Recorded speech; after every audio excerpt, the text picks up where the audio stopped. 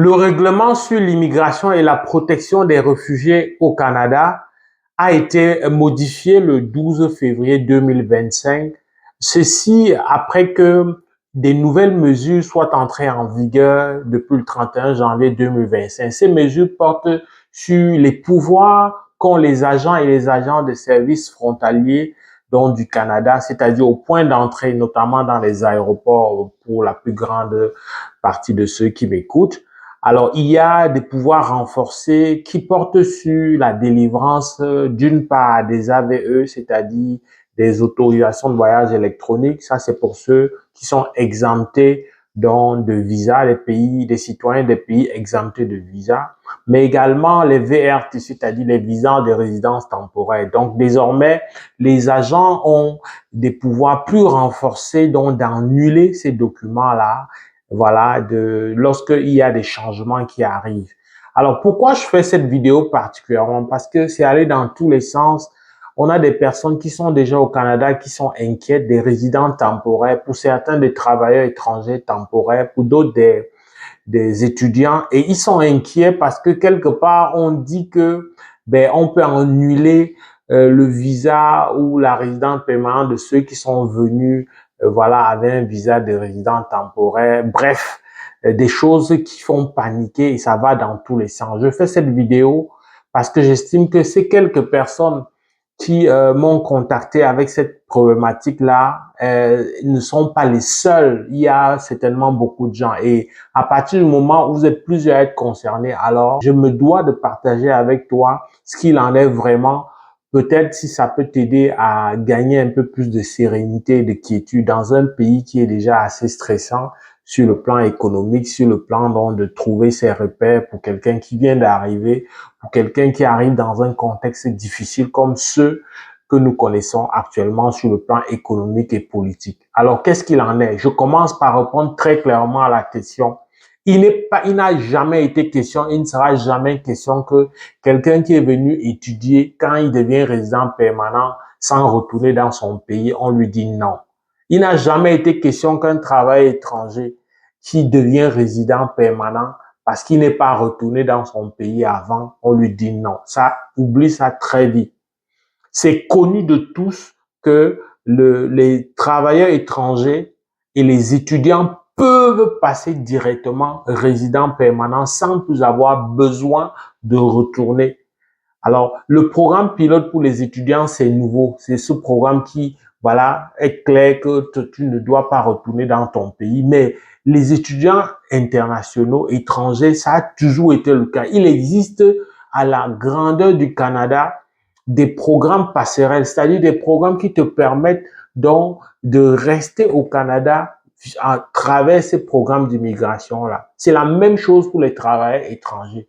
Donc, il ne sera jamais question que lorsque tu remplis les conditions d'un programme donné, eh bien, que tu retournes d'abord parce que tu avais dit que tu vas rentrer. Non, il faut pas confondre l'esprit de la loi et les faits point pour point. L'esprit de la loi veut que celui qui te donne un visa de résident temporaire, c'est-à-dire sous-entendu dans le but de venir étudier ou dans le but de venir travailler, quand celui-là te donne ça, il faut qu'il soit convaincu que tu as l'intention de retourner. L'intention de retourner, il y a beaucoup qui comprennent ça mal.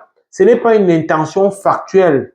Pour lui, intention de retourner, ça veut dire que ça lui donne des garanties. Est-ce que sur le plan de ta configuration familiale, sociale, tu as plus de chances, il y a plus de raisons de penser que tu vas retourner que de raisons de penser que tu vas rester. Quelqu'un qui est célibataire, qui ne vit même pas dans son pays, qui a une situation financière vraiment qui laisse à désirer, il a plus le profil de quelqu'un qui ne va pas retourner parce qu'il n'a pas d'ancrage, il n'a pas d'attache avec son pays d'origine. C'est ces éléments-là. Donc, quand on parle d'intention de retourner, ce n'est pas nécessairement le fait que de manière voilà, concrète, là, claire, tu as dit que tu vas d'abord retourner. Non, il ne faut pas confondre. On peut avoir même la double intention. On peut avoir à la fois l'intention de retourner, mais plus tard aussi l'intention de, voilà, d'immigrer permanemment. C'est deux concepts bien clairs. J'avoue, c'est très confus. Même moi-même, jusqu'à un passé récent. J'étais encore confus sur la question, mais il faut comprendre ça davantage comme une manière de protéger le système d'immigration. Ce n'est pas qu'il faut prendre au mot. Alors, qu'est-ce qu'il en est clairement? Ces nouvelles mesures-là, au niveau des points d'entrée, renforcent donc le pouvoir des agents qui étaient jusque-là limités. L'agent, lorsqu'on t'a délivré un visa de résident permanent, il ne faut pas croire que c'est déjà un droit d'entrée. Je crois qu'en réalité, l'esprit reste le même, c'est juste qu'on a renforcé. Ça veut dire quoi, l'esprit reste le même? Quand on te donne un visa de résident temporaire, ça veut dire que c'est un document de voyage, ce n'est pas un statut, tu n'as pas encore le statut. Le statut, c'est vraiment au niveau du point d'entrée. Si je prends le cas, par exemple, d'un étudiant, l'agent des services frontaliers doit valider en tout temps, même si que ce soit ta première fois ou toutes les autres fois. Mais la première fois, c'est vraiment pour te délivrer enfin ce permis d'études. Donc, bien que tu aies une lettre d'introduction avec toi, ça ne suffit pas. Il peut demander à valider tous les autres éléments.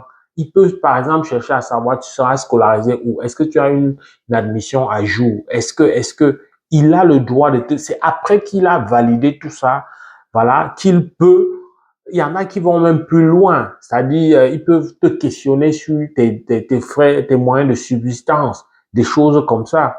Donc, pour toutes ces raisons, lorsque tu revalides les mêmes conditions que tu validais lorsque on t'octroyait ce visa-là, ben, quand tu valides ça, quand tu le convaincs, ben, c'est à ce moment qu'il te délivre le permis d'études. C'est sûr que dans la pratique, il y en a que ça va tellement vite, mais ça, c'est des choses qu'il peut faire. Alors, pour le travailleur, c'est la même chose. Il peut valider jusqu'à valider. Est-ce que tu as donc des titres, des, des compétences qui te permettent d'aller combler ce besoin-là? C'est-à-dire que quand tu voyages, ça ne suffit pas d'avoir un contrat de travail. C'est ce que ça veut dire. Il faut vraiment qu'il ait le sentiment que le travail pour lequel tu pars, tu as des aptitudes, que tu as des antécédents dans ce domaine-là. Il est vrai que là-dessus, la loi vient quand même dire que ben, pour ce qui est particulièrement des volets techniques, le fait qu'il y a un employeur derrière ça, ça devrait suffire. Mais le règlement, la loi lui permet d'aller au-delà et de valider ça lui-même. Donc, ce sont ces genres de pouvoirs qui sont renforcés. Par exemple, on te donne un visa et puis, entre-temps, on se rend compte que il y a un changement de statut. Par exemple, tu deviens interdiction du territoire. On découvre quelque chose. Alors, quand on découvre quelque chose, ben, il peut donc annuler ce visa de résidence temporaire. Et bon, c'est vrai que cette loi porte sur, ce règlement porte sur le résident temporaire, mais je vais faire une petite parenthèse pour dire que même lorsque tu voyages comme résident permanent, c'est vraiment au point d'entrée que tu as ta résidence permanente. Même si on te donne un document à partir de ton pays qu'on appelle confirmation de résidence, ça n'a pas encore, c'est juste un document qui facilite le travail, qui permet de limiter le temps au point d'entrée. Parce que c'est quand on met une date, un cachet dessus, une signature, que ça commence à compter. Tu deviens résident permanent à partir de ce jour et non à partir du jour où on t'envoie cette confirmation. Donc, on doit en tout temps savoir que ben, même si on est déjà dans l'avion et qu'on est déjà à l'aéroport, qui est le point d'entrée le plus usité dans le cas d'espèce, mais ça ne suffit pas. Donc, tu peux être interdit du territoire, c'est-à-dire qu'on peut découvrir quelque chose et on annule.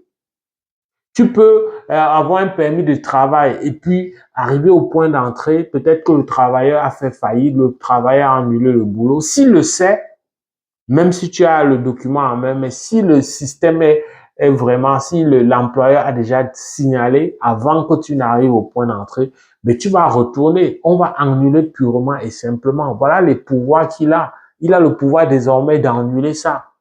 Jusque-là, il vérifiait les conditions d'entrée, mais il peut même annuler ton visa de résident temporaire. C'est pareil pour quelqu'un qui est d'un pays exempté de visas comme la France, Belgique, etc.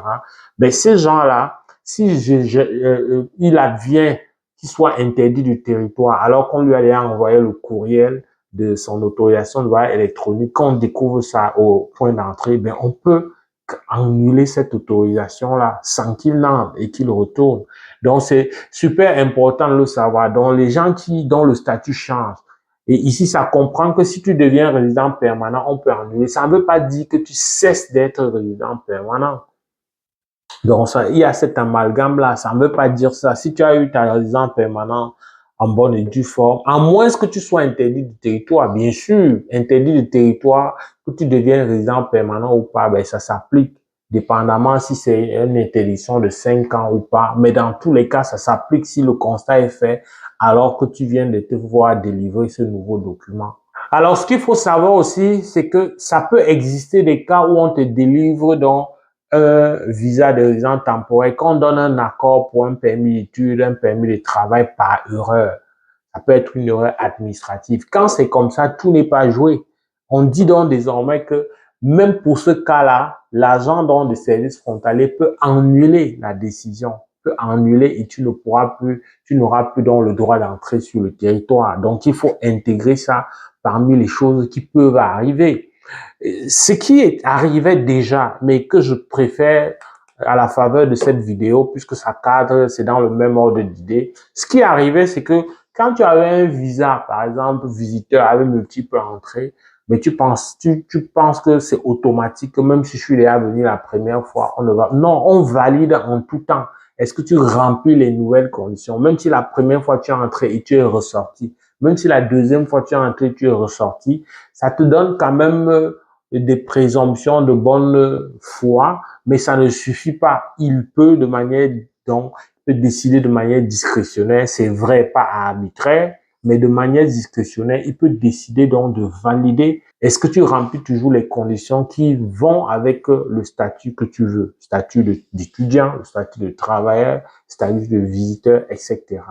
Ça, c'était pas mal de choses que je voulais partager avec toi. En réalité, fondamentalement, ce qu'on doit retenir, c'est que même si on est étudiant étranger, travailleur étranger en bonne et due forme, qu'on a respecté tout, on a le droit de devenir résident permanent. Ça ne veut pas dire qu'on annule ton droit. C'est pas comme ça qu'il faut comprendre ça. Ce qu'il faut davantage comprendre et qui existait même déjà, c'est que l'agent de service frontalier en tout temps doit valider est-ce que tu remplis encore les conditions. Voilà pourquoi autant pour le résident temporaire et surtout le résident permanent, on va souvent demander est-ce que quelque chose a changé dans ta situation? Parce qu'en fonction de ce qui a changé, ben, on peut prendre une décision qui peut aller jusqu'à annuler. Également, dans la nouveauté que j'allais oublier, vraiment pour terminer, c'est que ben, en cas de décès aussi, ben, on peut annuler le document purement et simplement, pas seulement dans le cas des erreurs administratives. J'espère que cette vidéo t'a aidé et à essayer de voilà calmer les ardeurs et les inquiétudes. C'est vrai qu'on est dans un contexte où il y a des mauvaises nouvelles en cascade et du coup, ça crée un gros stress et même lorsque les gens ne sont pas concernés, ils sont pris de panique. J'espère que ça t'a aidé. Si c'est le cas, like, partage, fais savoir au plus grand nombre. Si tu es nouveau sur cet espace, abonne-toi et active la cloche de notification. Mon nom est Valérie Kamdem, consultant réglementaire en immigration. Je partage donc des contenus qui visent à t'outiller et à t'aider à faire des choix éclairés en matière d'immigration. Mais j'aide aussi les parents et les jeunes adolescents qui ont de la difficulté avec des problèmes d'adaptation sociale et scolaire, des problèmes en famille, des conflits, etc. Avec plaisir, je te retrouve dans le cadre d'une prochaine vidéo. Porte-toi bien. Boulot!